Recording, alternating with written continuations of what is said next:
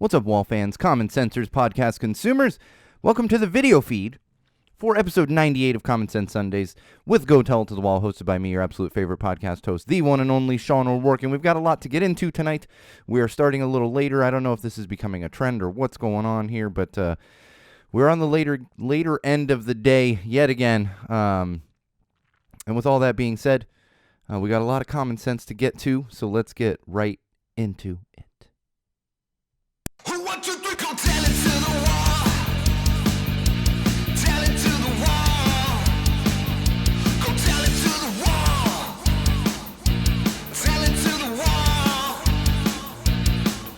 All right, Wall fans, Common Sensors podcast consumers, welcome to another very exciting edition of Common Sense Sundays with Go Tell It to the Wall, hosted by me, your absolute favorite podcast host, the one and only Sean O'Rourke, and this is episode 98. That's right, episode 98. Now, before we get into the meat of everything, we always kick things off with our social plugs. You can keep up with us during episodes, after episodes, for episodes, whenever you so please, and you can do that in multiple locations. One of those would be facebook.com/GoTellItToTheWall. That's right, facebook.com/GoTellItToTheWall.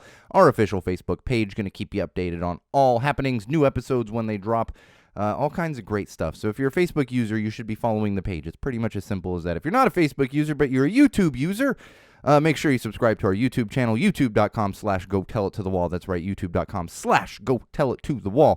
Just got to remember, Go Tell It to the Wall on most things, except, of course, my own personal Instagram account, which is at SoCalSean, SoCalSean, at SoCalSean, right there on Instagram. Got a bunch of new photos that are going to drop literally over the next couple days, so be on the lookout for those. If you're an Instagram user, make sure you're following my own personal Instagram account, again, at SoCalSean.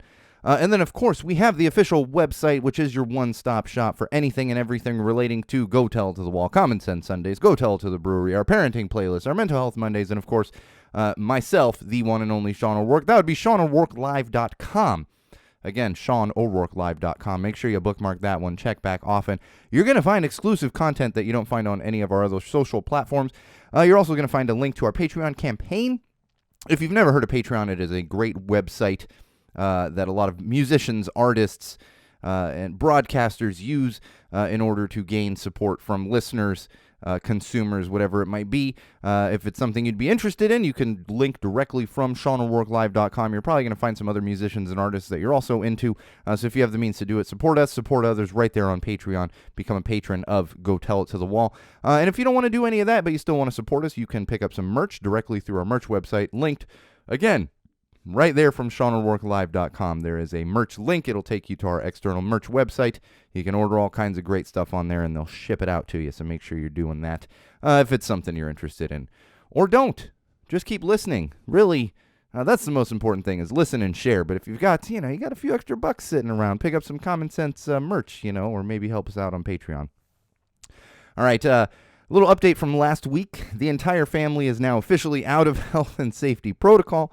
I, fortunately for myself, I guess, I never had a positive test. Not once. Didn't get a positive test. My daughter was pretty much in the clear as well. It was my wife and my father-in-law that were dealing with it. But now the entire house, and my father-in-law lives in an apartment on the back end of our house, the entire property is now out of health and safety protocol. So that's all a good thing. Everyone made it out okay. Nothing too crazy outside of just, a couple people having some really bad cold symptoms. Of course, that being said, we did retire the COVID segment. Still wear some masks. If you're not feeling good, either stay home. If you have to go out, throw on a mask, just for the sake of other people.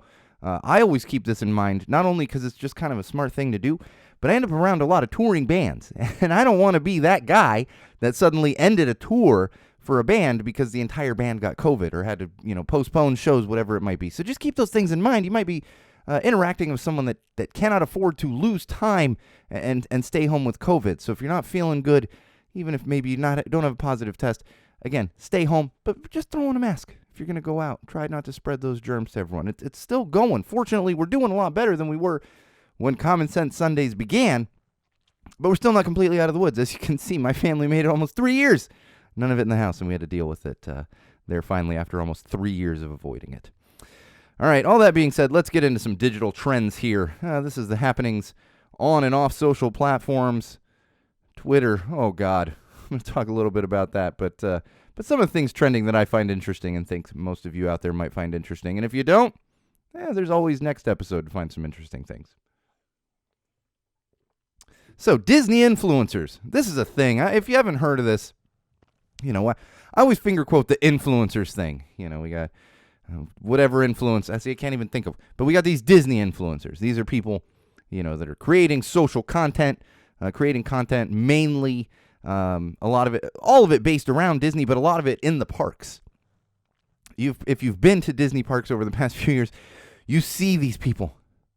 And it's just everybody's trying to take selfies and do all this stuff. And the whole, oh my God, the TikTok videos. When I was at Disneyland right before Christmas, the week before Christmas, so many of these kids running around doing the TikTok videos.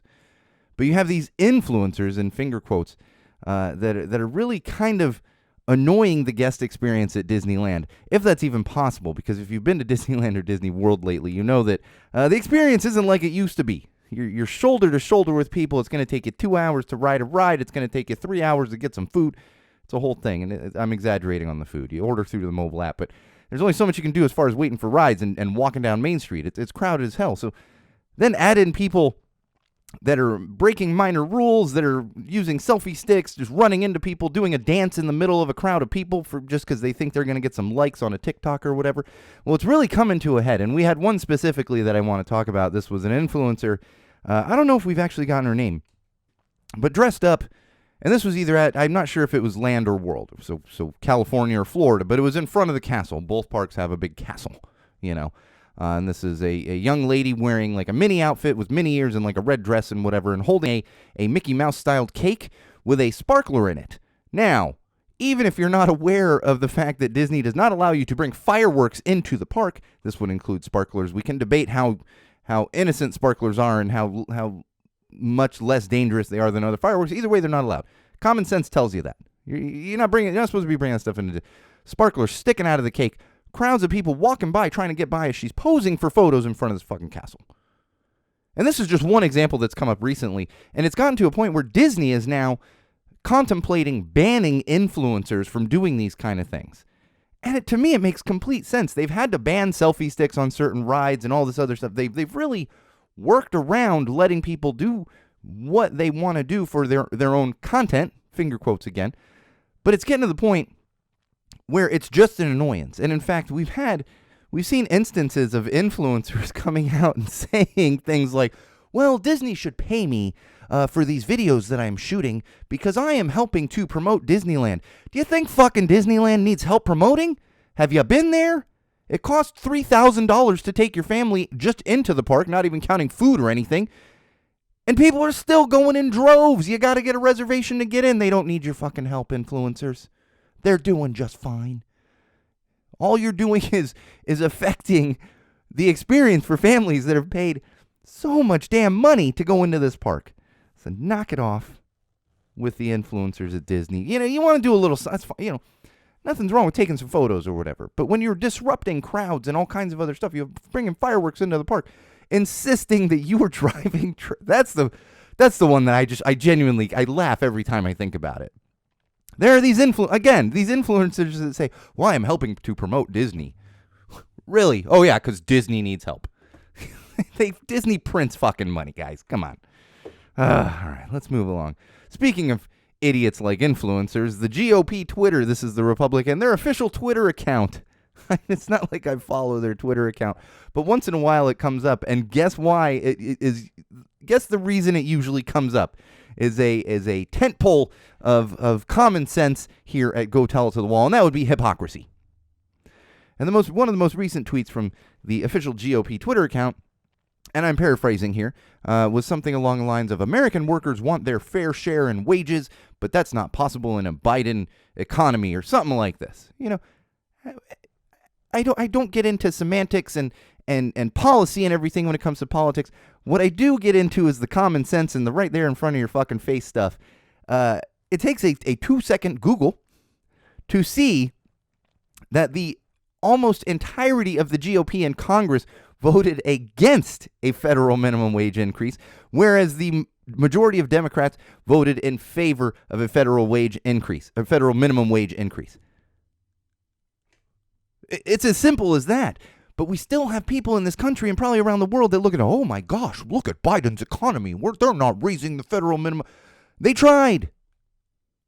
And you know what? If you want to vote again, that's your prerogative. Do whatever it is. Don't come out and gaslight people and make it seem like it's the other side of the aisle's fault that there's no federal minimum wage increase. This is all this voting is public.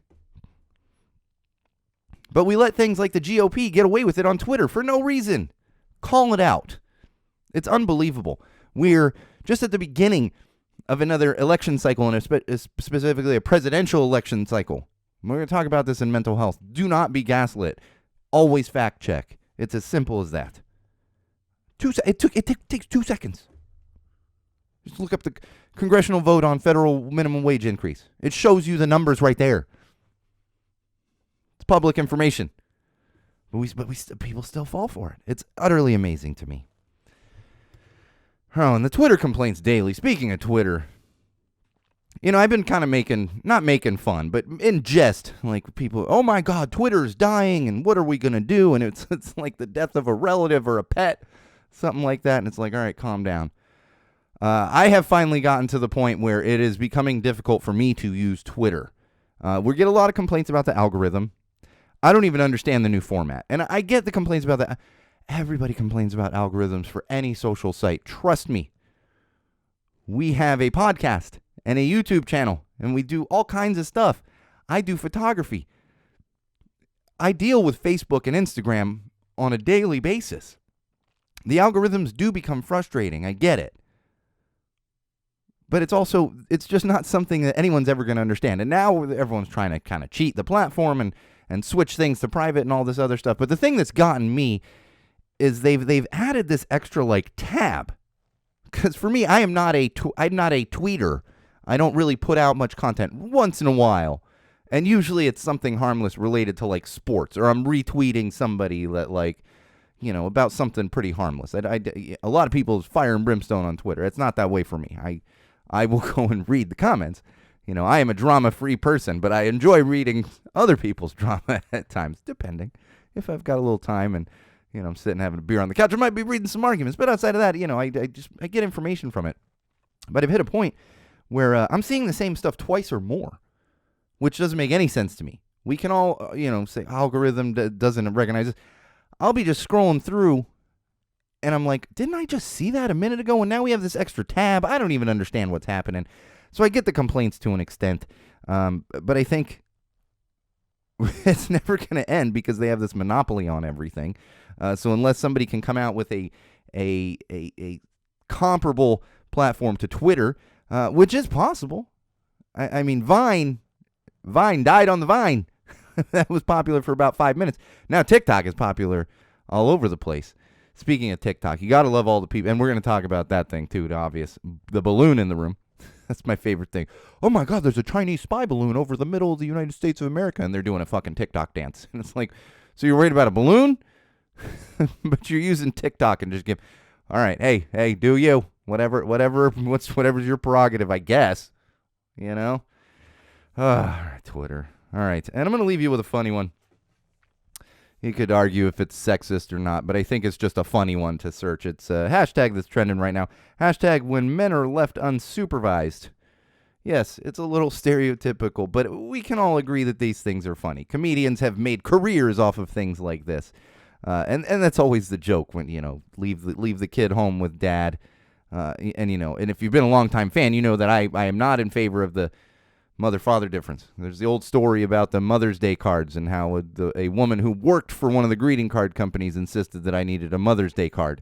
And I just kept saying, you mean like a Father's Day card? And she said, no, for someone like you. You mean like a father's? So go back and listen to that one. I think we have it clipped even on YouTube. So I get it, but this is a fun one. And I think people are having a lot of fun with it because it is true. I do enjoy the memes like why women live longer than men, and it's like a bunch of men hanging off of a telephone pole or whatever it might be. Though I have to be honest, when I am left unsupervised, I do things like clean my house. I was left unsupervised for a few hours yesterday. My wife and my daughter was having a play date a couple doors down, so I don't even have her running around. My wife, she was off at like a birthday shindig of some kind. She comes home. She's like, "Oh, what'd you do today?" And later in the day, I had dinner with the family, and my brother-in-law was here. But during the afternoon, when I had like nobody here, I did some photo editing, and then I did a bunch of yard work, and I cleaned the house. And my wife, she goes, "Yeah, that sounds about right." So that's what I tend to do unsupervised. But I could see the comedy gold in this, because there's some guys out there, maybe. And this isn't even a male or female thing. There's just some people in general that shouldn't be left unsupervised. I know some personally, male and female. But you can also have a little bit of fun with that one. Oh, man. See, later shows is beer in the studio. And we used to promote the beer. Now, there's some Elysian Space Dust here. But they got bought by one of the big ones, I think, right? It's like Heineken or something. I don't know. I just like a tasty beer. Shout out to my good buddy John, who's going to listen to this. And shared with me an image of a triple IPA. I was like, ooh, that might be a one and done for me. Triple. It's like, what's next? Quadruple IPA? I feel like that bit on There's Something About Mary where he picks up the hitchhiker and he's like, "Have you heard of 8-minute abs? I got a great idea. 7-minute abs." And I feel like that's what brewers are doing. IPA? How about a double IPA? No.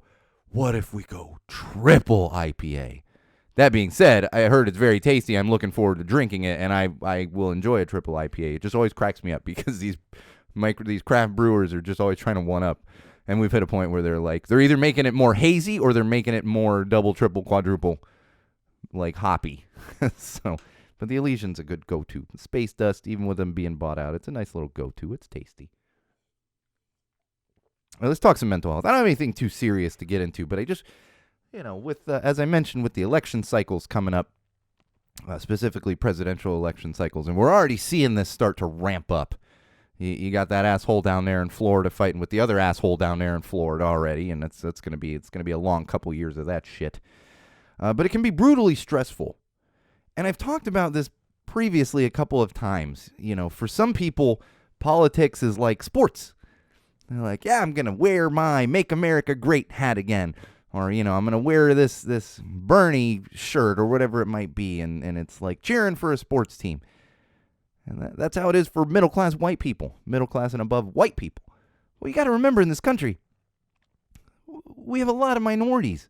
A very, very large LGBTQ community. For them, it's not fun. It's not rah, rah, rah. It's holy shit, am I going to have my rights taken away? We're already seeing it. With that corrupt-ass Supreme Court, we've talked about this. And that's why I want to bring this up from a mental health standpoint. There's so much, because on top of the fact that your rights can possibly be taken away depending on who is elected, depending on what state you live in, what city you live in, there's all this misinformation. We just talked about it in digital trends. The GOP is blaming the other side of the aisle for something that is blatantly their fault. This isn't subjective. This isn't a gray area. It's black and white. So that's going to ramp up over the next 2 years here as we approach the presidential election and other swing elections that are going to be extremely important in this country. And we see what's happening in other states like Florida and Texas and elsewhere. All of this can be extremely stressful to people who are going to be adversely affected by it.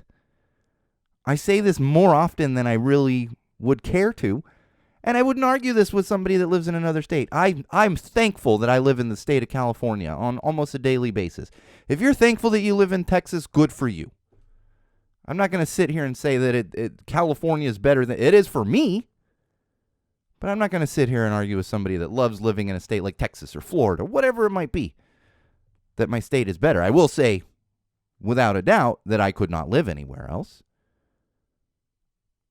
But not everyone has that luxury like I do. I'm a middle-class white male. And it still becomes stressful for me because I worry about my family and friends. And then we all end up feeling so belittled when we're gaslit. And this is both sides of the aisle. I don't care. Any politician. I guarantee you look at every single politician in this country. There's going to be a time where they were lying to their constituents, where they were gaslighting, where they were being hypocritical. This isn't a Republican-Democrat thing. This is all of them thing. And then, again, that just ramps up as we approach an election cycle. Nobody likes to feel belittled. Nobody likes to be gaslit. Nobody likes to watch their rights, just their human rights, debated by a couple of old white dudes. How is that fair? It's not fair at all. Nobody's working for their constituents. Nobody is. I mean, maybe we have a few, but all out for themselves. And we see this on a daily basis with the lies, the hypocrisy, all of this that comes out.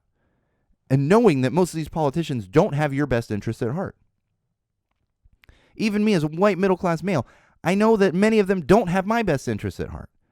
Now, I'm a pretty progressive individual, so my best interests do include equal rights for minorities, for the LGBTQ community, for women, for the love of God, women's health rights over their own bodies.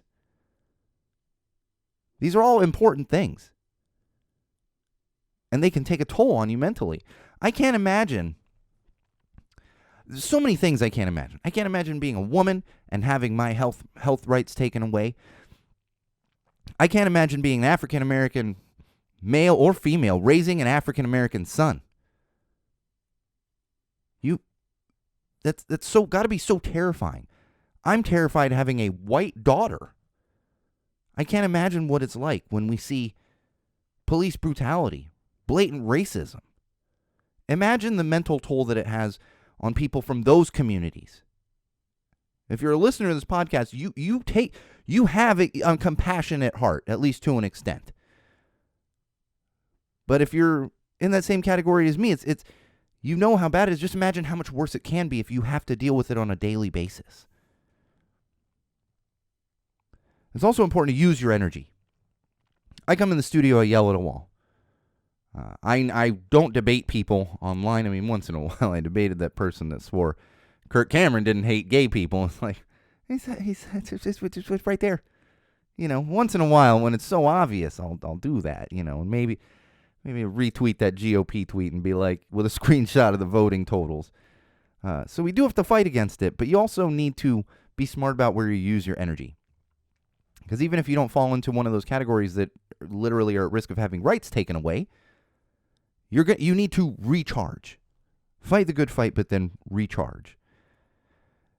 The other important thing to remember is we live in such a world, and I've said this because I don't blatantly defend Christianity, but I do to an extent because I know plenty of compassionate Christians who believe in equal rights, believe in many of the things that a progressive individual believes in. And there's lots of people like that out there.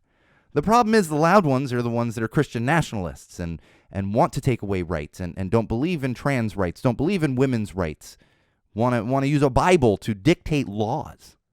A book written by people we don't even know who the fuck they were.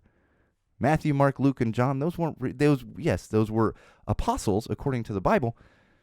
But even the Catholic faith will teach you that most likely wasn't just written by those dudes. It's compiled over years, and it's been edited, and all these other things. There's different versions of it. And so you get those people who want to just live by this Bible, this book written by who knows who. But those are the minority. That's the thing. The loud ones are a minority. When I worked in customer service, I learned this from my mother years ago, working in retail. We owned a candy store growing up. And she said, a happy customer, and this goes for anything. This isn't just retail. This is listeners of a podcast. A happy listener is going to tell a couple people, and podcast isn't the best example because they're just going to draw more ears to it. But a happy customer is going to tell 2 people. An unhappy customer is going to tell 200 people. And that's what we have here. So keep that in mind for your own mental state. That there are plenty of people out there who do have that compassion, who do want to see equal rights. You're not alone in that. So fight, re-energize, fight again, and know that you have people at your back. Just don't do it at the expense of your own mental health. We need to be smart. We need to take care of ourselves. If you need to disconnect for a day and unplug your TV and read a book, stare at a wall, take a 3-hour shower. I mean, don't do that in California because we are in a drought. But you know what? You get my drift here. Then self-care. But then get right back to the fight. It's going to be a long couple of years here. It's going to be a long rest of our lives, for God's sake, Wall fans. All we can do is hope that we're teaching the next generation to be better than the generation before us. And that's all we can hope for and work for at this point. All right, some positive news. This one's genuinely not going to affect everyone that listens to this, but maybe it's something to consider, especially if you live in a large city. We just got news this week here in Los Angeles that the chief of the LAPD has called for an audit of the use of airships or helicopters. They call them airships these days. I feel like they've been called so many different. It was even a bit in like a movie where they're like, we call them choppers. No, we call them copters now. And now you call them airships. So you got these LAPD airships. And I live in right near downtown. And I think I've even talked about getting flyovers for the Rose Bowl. And you're like, holy shit, there's one of those stealth bombers or whatever. These old airplanes flying over. It's really cool. But I've often wondered because and don't get me wrong. I think helicopters, police airships are an extremely useful tool. They are needed. It's not that they're completely unnecessary. But sometimes I'll hear one circling. I'll go out and I'm like trying to look at the news, like what's going on. And, it's literally nothing. Or they're breaking up an encampment of houseless people. And it's like, do we really need a helicopter here? I talked about the Eilish household and how it felt like those helicopters were going to land on roofs. They're constantly up and they're always buzzing residential areas. And while I realize there is very much a need for them, for years I've said, wait, should they really be up this often? What are we doing here? And I don't know the exact cost, but I'm going to guess that helicopter fuel costs more than gasoline for your car. And where's that coming? That's coming out of police budgets and taxpayer dollars. So I'm hoping that this audit will be, I think it's positive news that we're seeing this audit, and I think they are going to be like, okay. I mean, there's one time, they're working on a property, like on the main street behind my house, and I could see from my back balcony, I'm like, there's a dude in there, and they had put up like a facade wall, and he's like climbing the wall, and it's a guy that I would see around the neighborhood quite a bit, clearly houseless. And I'm like, oh boy, this isn't going to end well. And then someone obviously called the police because they see him up there and he's futzing around. And sure enough, helicopter comes out. And I'm sitting there and I'm like, I know these police officers are local. They've seen this guy. But no, we got to send the police. Those are the times where it's like, do we really need an airship right now? This is clearly a mental health situation. The guy didn't know he shouldn't be there, wasn't trying to. There was nothing to steal. He was just messing around. So those are the instances where I think we're going to find the airships aren't going to be needed as much. And again, that's not so much for you if you're not in LA, but maybe that's going to make you think about your own city, depending where you are. Now, if you live in Middle America, I mean, even living in suburban areas of San Diego, if you heard a helicopter, you were like, well, yes and no, because military bases. So you hear a helicopter, you're like, oh, the Navy helicopter. But if you're seeing a police airship, you're like, okay, no, there's something going on now.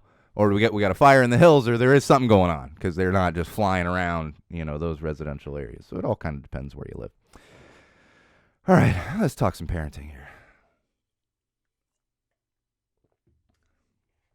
I'm gonna tell you why part of why we're getting started late today. But before we get there, I want to talk about the biggest thing that's been discussed over the past couple weeks when it comes to youth and youth sports. And that is states like Florida, and I know Florida is one of them. I believe Texas has also talked about it, where they want menstruation, and apologies if I mispronounce that incorrectly, menstruation records, records of young female athletes, and when they have their periods, menstruation records. This is something the state wants to track in order to allow young girls, young ladies, females to play youth sports, youth, high school, and probably even up to collegiate sports. They want to track these things. This is one of the things that always blows my mind, because we have a party that's like, we want our own rights. Don't let the government get in our business. And then they're like, yes, we should share my daughter's menstruation records with the state. Like, wait, what? What? As far as I'm concerned, that is no business at all of anybody in politics.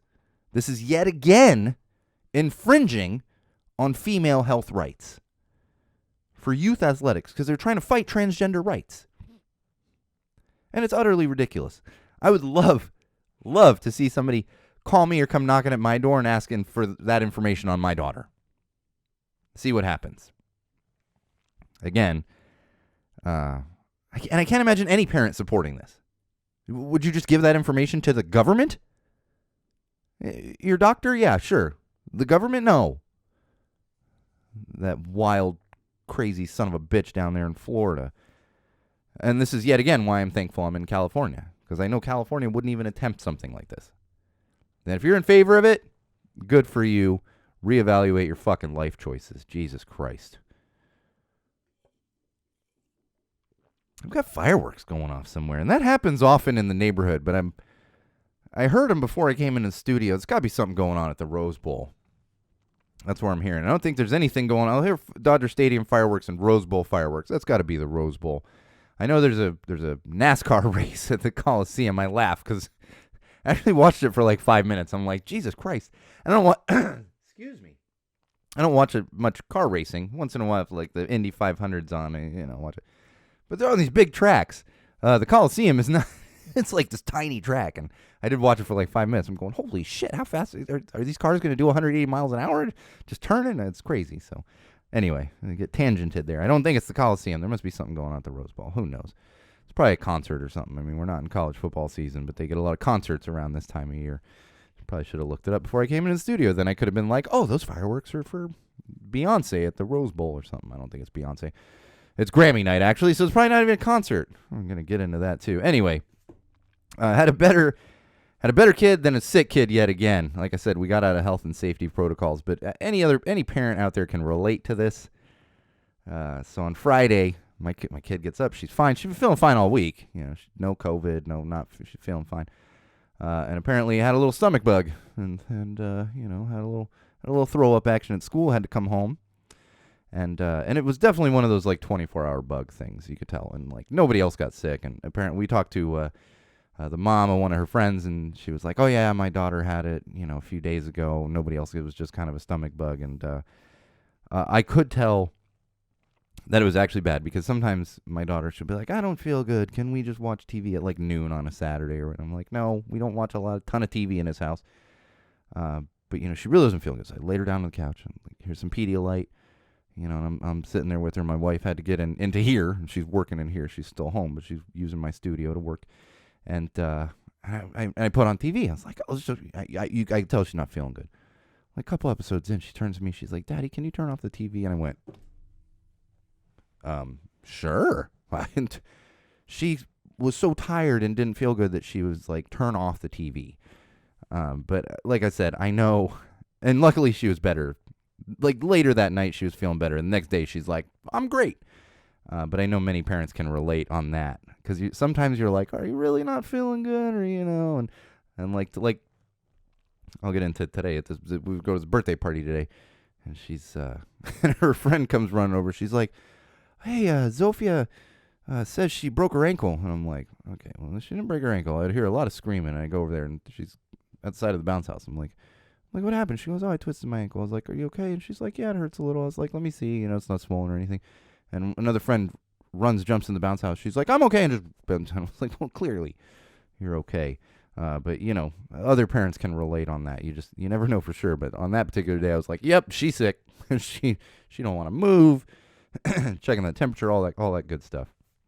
And speaking of birthday parties, destroying clothes. This is just something that happens quite often. And, my kid will come home from school. I'm like, what is on your dress? And it's like paint. I'm like, well, that's not coming out anytime soon. At one point during the party today, we're at this park, and it rained a little bit here in Los Angeles, like last night or this morning. So the grass is a little wet, not terrible. But I look over, and she comes running up to me in her socks, because she takes her shoes off to go in the bounce house. And I'm looking. I'm like, your socks are just covered in mud and grass now. What are you doing? Literally the first time she's worn these socks. Just pulled them, bought them new, washed them, put them on. First time she's worn them, and they're practically destroyed. Just started running around. And, of course, all the kids did. I'm looking around. I'm like, oh, Jesus Christ. And I let some things go. I'm like, okay, I know kids are going to get messy. And it comes from my mother. My mother still yells at my father to this day. If he goes walking outside in his socks, she's like, stop walking around outside in your socks. You're going to ruin your socks. So I'm kind of the same way. But, of course, all the other kids are doing it. But bounce house, candy, cake, and piñata equals absolute madness. So that was the majority of my afternoon. It's a bunch of my friends there with their kids. So I took the few hours to go hang out, eat some pizza. I don't eat much cake these days, but I had some pizza and enjoyed the day, and that's why we got into the studio a little bit later today. Last week was football. This week is this. Next week, we will be in the studio early because I'm going to get into the studio before the Super Bowl so I can sit and enjoy the Super Bowl with some of my friends and family. And one more thing here in parenting. My kid, I don't know if other parents can relate on this. My kid has now decided she is a Lakers fan. And despite the fact that we live in Los Angeles, we're not really Lakers fans in this house. If anything, I'm more of a Clippers fan. My father grew up in Boston. I was a bit of a Chicago boy in the 80s and early 90s, so Michael Jordan was king. Just never really been a Lakers fan. But the reason she has become a Lakers fan is this youth basketball that she's playing now, her team is called the Lakers. So she's insisting that she has to be a Lakers fan because she plays on a team called the Lakers. And I'm like, well, all right. And I've had to told her, I was like, well, you don't have to be a Lakers fan. That just has the same name. When I played Little League for like a hot minute when I was a kid, I still remember I was on the A's. Never an Oakland A's fan.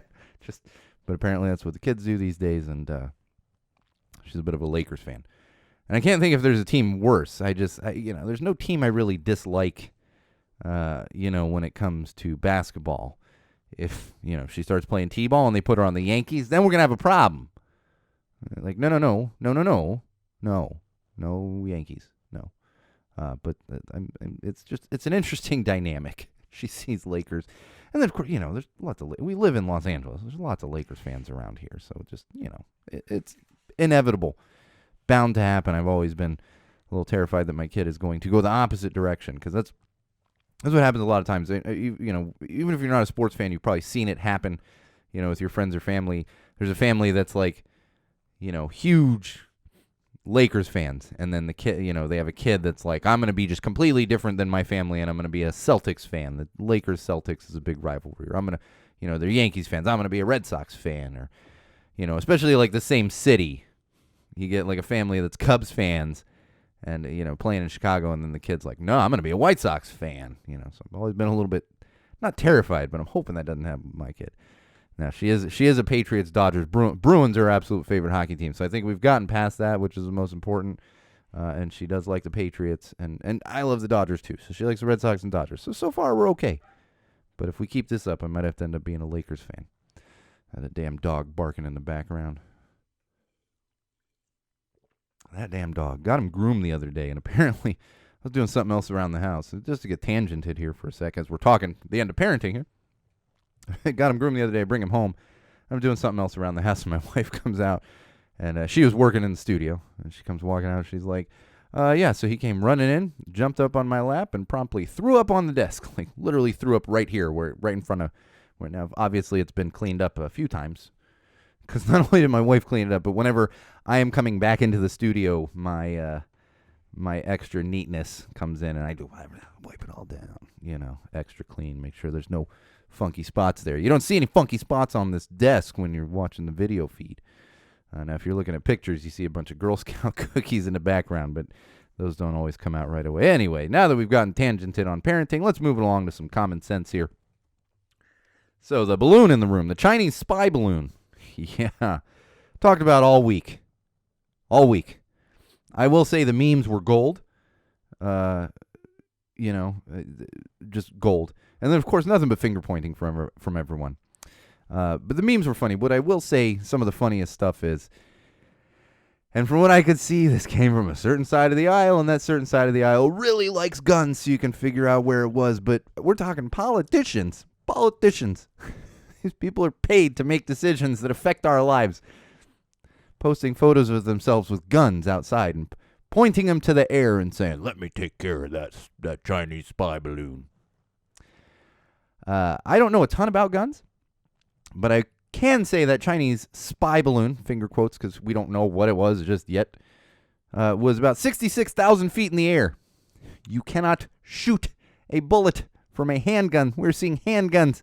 Can't shoot a bullet from a handgun 66,000 feet into the air and hit a balloon. You're just firing bullets into the air at that point. But that just, let me take care of that balloon there. Like, really? Really? Oh, okay. Good luck with that. I even saw someone tweet, let that balloon come floating over Florida. We'll take care of it. With what? You going to shoot alligators at it? What are you going to do? The guns aren't going to get it. Unbelievable.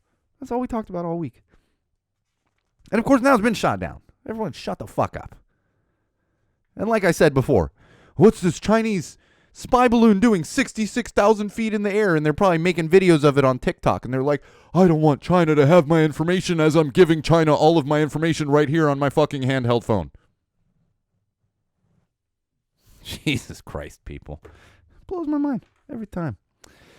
All right, Universal Studios. I affectionately call them Uni. I spent a year there, so I can do that. I've worked in the industry, so I can call them Uni. Which is funny. We don't call Disney like the big D or anything. It's probably for the best. Just call it Disney. But Universal Studios, a little bit under fire here, and it's funny because actually I had a couple people, including my sis Laura, who got to go preview the new Super Mario section of the park. It's not quite open yet, but they're doing previews, which I was a little jealous because when Harry Potter Land opened, I worked at Uni, and I got to go preview Harry Potter Land and not waiting much lines to get on these rides. And anyway, so the new Mario Land, they apparently have this Mario Kart ride. Well, it is now becoming more known that there are size restrictions. And we all know there are size restrictions for rides. Most specifically and most well known is height requirements, so a kid doesn't get hurt on a ride. You got to be this tall or whatever to ride a ride. But there's also times where you can be too large to ride a ride.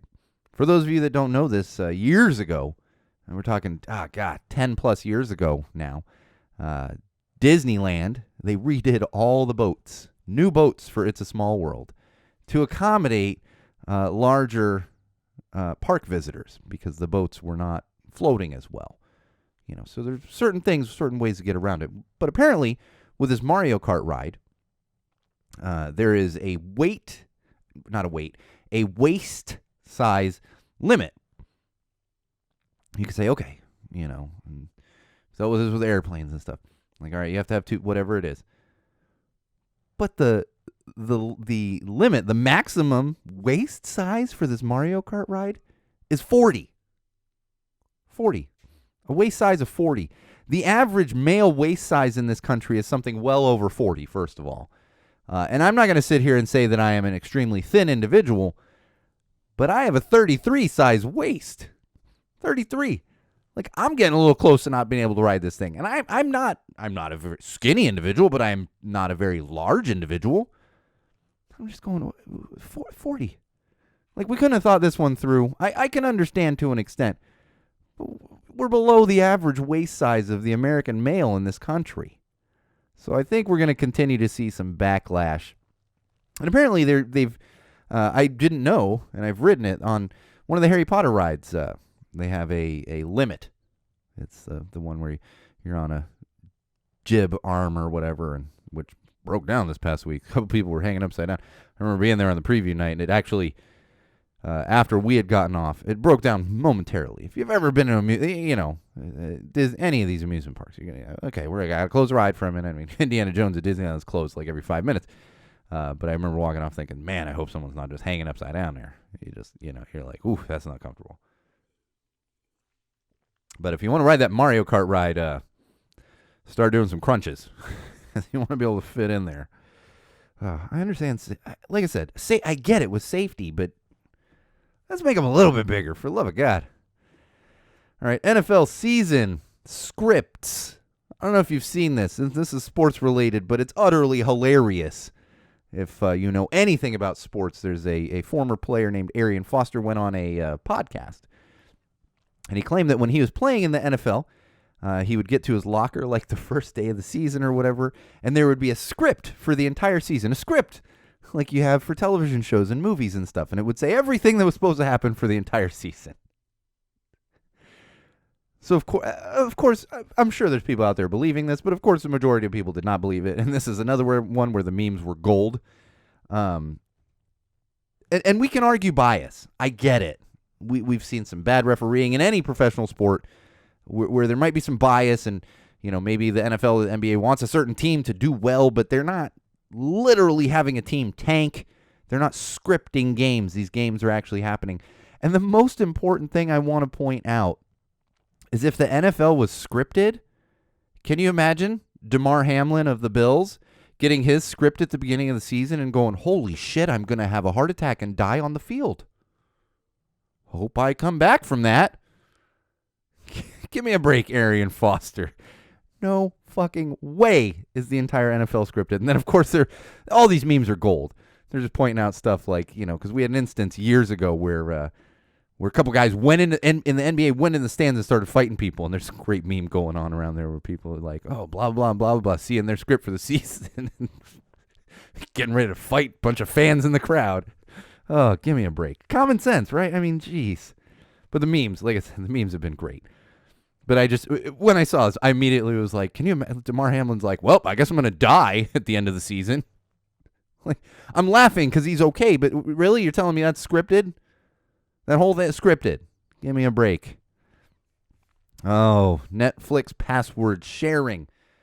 They came under a lot of fire this week. And this is something that's been talked about for years with Netflix. You got to stop sharing passwords, blah, blah, blah, blah, blah, blah, blah. They went really ridiculous with and if you hadn't heard this, basically they were making sure that you had to be on your home Wi-Fi once every 30 days to be able to then use that device as you're traveling, which is utterly crazy. Can you imagine people that are traveling like crazy and they're watching Netflix on the road? Absolutely ridiculous. They have since walked back on that a little bit, and I get it to an extent. Netflix is in the business of gaining subscribers and making money. I get it. But they also used to say things like sharing passwords is caring and all these other things. And I don't think it's quite the ridiculousness that they make it out to be. They're always like, we're losing money because people are sharing passwords. If I'm going to be honest with y'all Wall fans, my wife and I have a Netflix account. We really just use one. But when we got together and moved in together, we combined our Netflix accounts into one account. So we have, one profile for me, one profile for my wife. We really just use my wife's. And then we have a kid's profile for my kid. My father-in-law lives in an apartment in the back of the house. He has his own Netflix so that he can watch Netflix. And I know there's a lot of families out there that are like that. I'm sure somebody might have my Netflix password and watches it occasionally, but they get kicked right the hell off as soon as I get on Netflix. So I can understand to an extent, but something like being on your home Wi-Fi once every 30 days just seems utterly ridiculous to me. Because that's the thing is, if I'm at home, I'm usually watching on my TV. I'm watching Netflix. Now, if I go on a trip, I don't bring my television with me. So I'm probably watching it on a tablet or computer, which is not something that's being connected to Netflix at home. This was not the solution. I think Netflix realized it, and we're probably going to hear more and more about this, but we need to calm down about it. All right. Before we move on to entertainment news, Wall fans, I have a confession to make. We've often talked about my obsession with a certain shoe brand, starting with a V and ending with an S. In fact, we could debate whether Go Tell It to the Wall was partially taken. It wasn't. It has nothing to do with Off the Wall, but we've often tried to, can I get a sponsorship? Go Tell It to the Wall, Off the Wall Vans, I spent a few days, and specifically while my wife was down with COVID, cataloging all of my Vans shoes. And what I did was I reorganized where all of my, because that's the thing, my shoes are in 4 different spots around the house. This closet behind me, if you're watching the video feed, full of Vans. Part of the closet in my bedroom, full of Vans. I have a shelf in the garage, full of Vans. So it's finally and that's what happens is I would literally go to pull out a pair of Vans. I'm like, I forgot I had these. And I did it while I was cataloging all the Vans. But I wanted to just have them all pictured.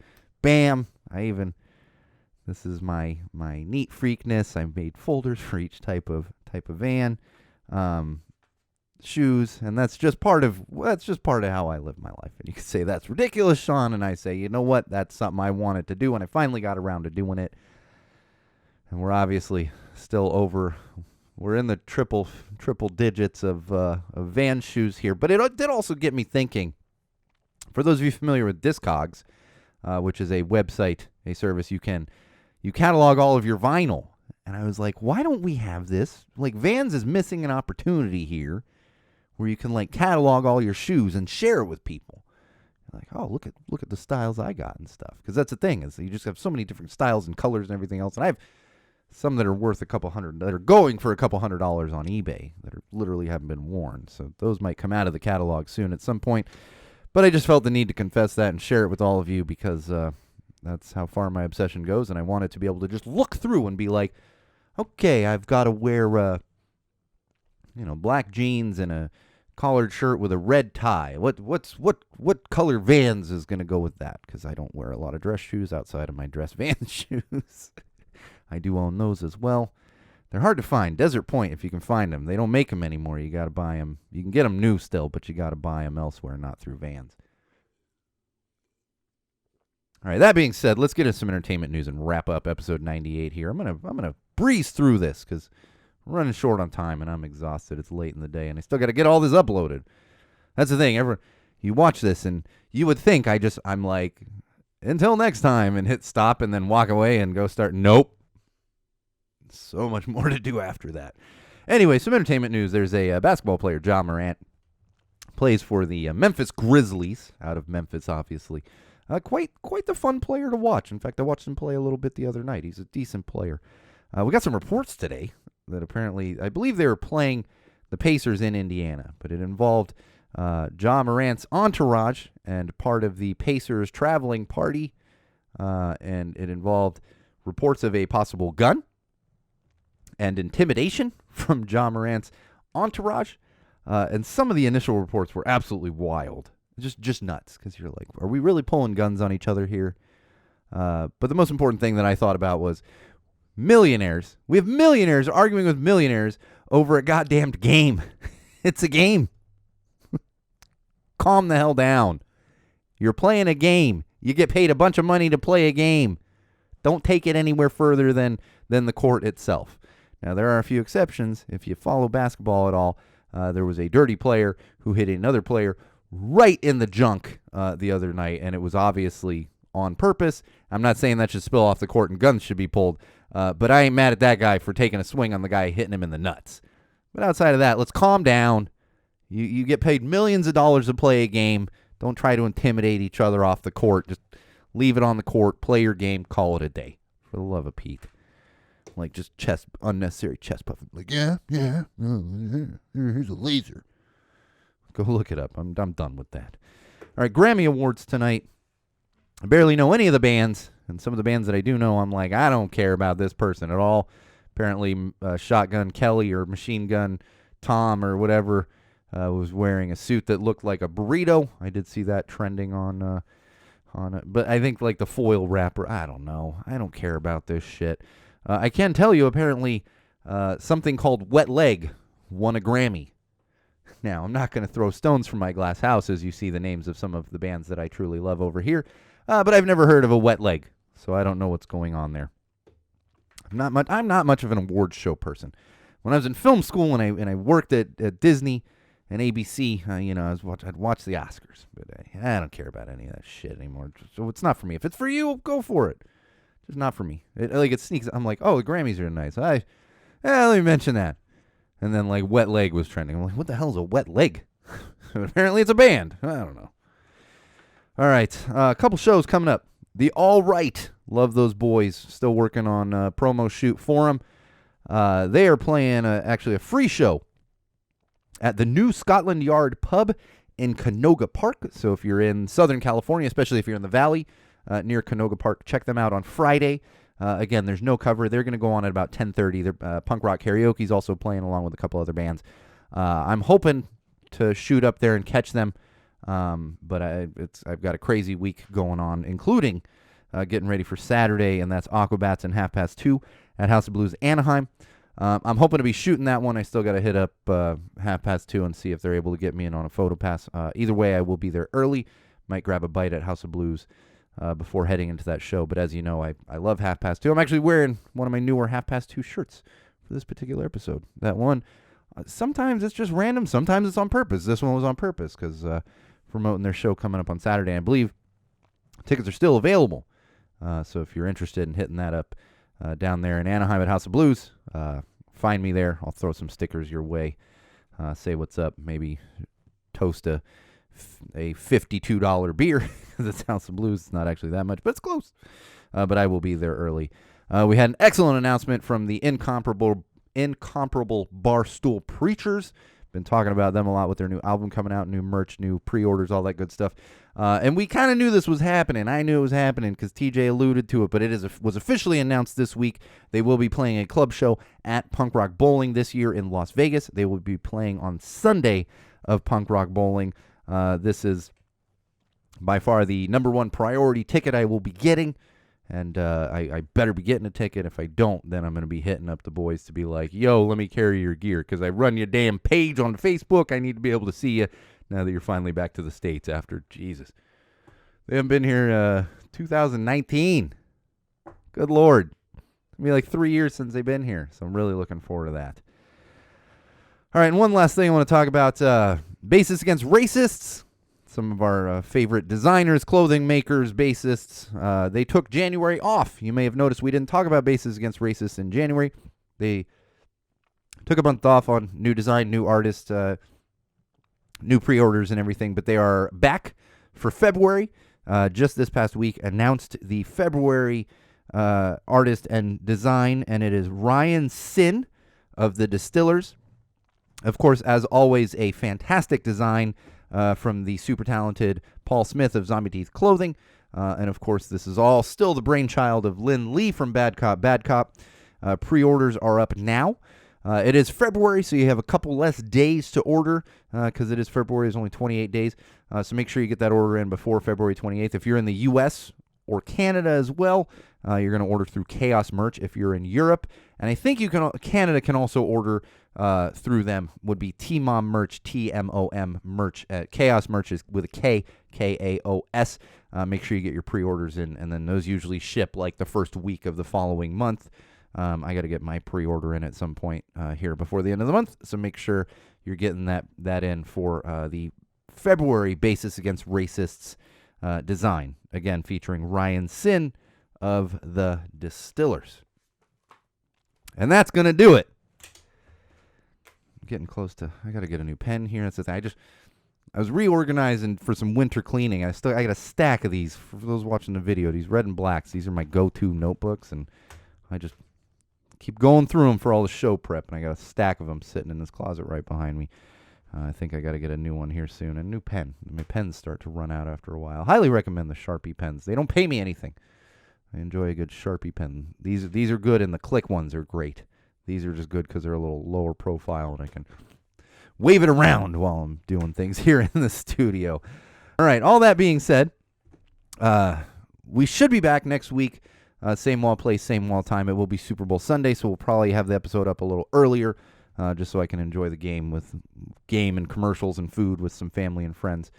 Don't forget, in the meantime, to follow our Facebook page, facebook.com/GoTellItToTheWall. Again, facebook.com/GoTellItToTheWall.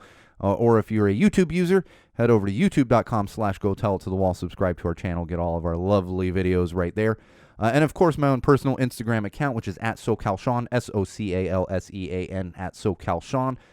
Bunch of new photos going up this week. I've just been cruising through photos. Finally had some time to get a lot of editing done. So Anti-Fest photos are going up this week. Then we have a bunch of Chaser photos going up. Then we have Suburban Clampdown with Venomous Pinks going up. And then hopefully getting through the 2:30 and the rest of the All Right photos. So make sure, again, at SoCalSean, SoCalSean. And, of course, one-stop shop for anything and everything that is Go Tell It to the Wall, Common Sense Sundays, and me, Sean O'Rourke, would be SeanO'RourkeLive.com. Head there for exclusive content. Also, make sure you check out our Patreon campaign, as well as our merch website, both of which link directly from SeanO'RourkeLive.com. All right, this has been episode 98 of Common Sense Sundays with Go Tell It to the Wall, hosted by me, your absolute favorite podcast host, the one and only Sean O'Rourke.